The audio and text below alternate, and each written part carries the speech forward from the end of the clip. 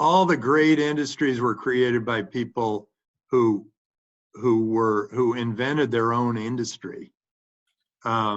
It wasn't like, I'm creating a new way of doing social media. It was, I'm creating social media. Social media came, you could argue it goes all the way back to viral marketing, but social media started with, all the precursors to Facebook, Friendster, and whatever else. that wasn't an industry before, and now you consider it an industry because it really is everywhere. In fact, how did we all operate before we were able to do all this stuff? I don't know. So what I would do, I would look at it and I'd say, well, there is the internet and there is social media and there is all this other stuff. What is needed? What's next? And by the way, the what's next shouldn't be what's next in 6 months. The what's next should be what's next in 15 years. And I'm telling you 15 years because 15 years will happen in 5 years.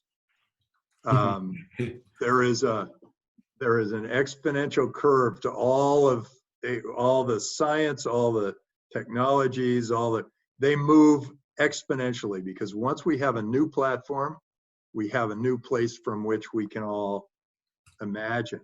And so many things are exponential now, because it's not just that we're all innovating on top, that the top scientist is innovating a better something on top of the last scientist. It's that some breakthrough happens, it spreads to, I don't know, where are we at?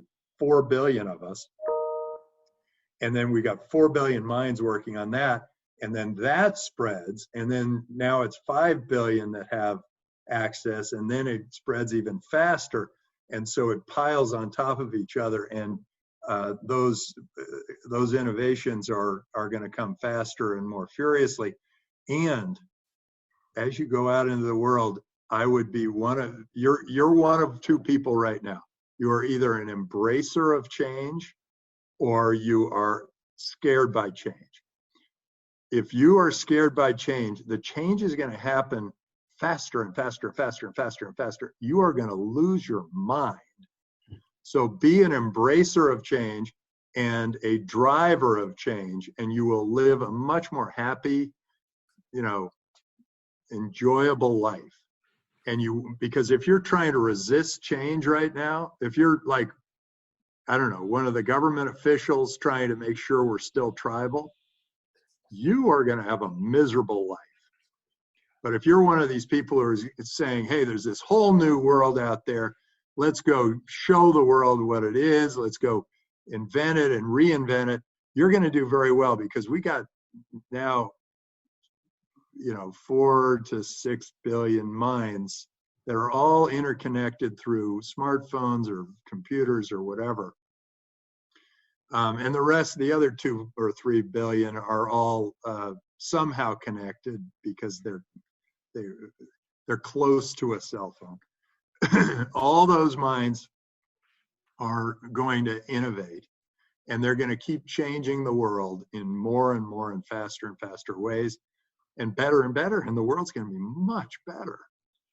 Unless the government says you have to stay in place for another I mean, that is really going to destroy us.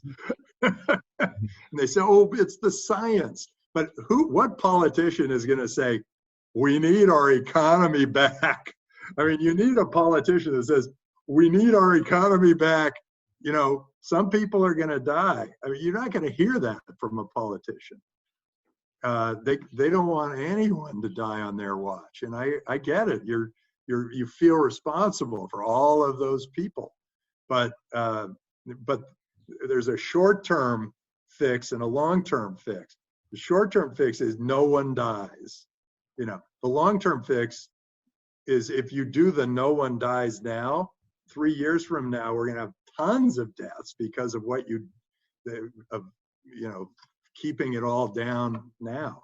So it's a very interesting problem, very, very difficult issue that all of the leaders of all the countries are dealing with right now, because, you know, the short-term thing and the thing that's popular is to shelter in place and all that.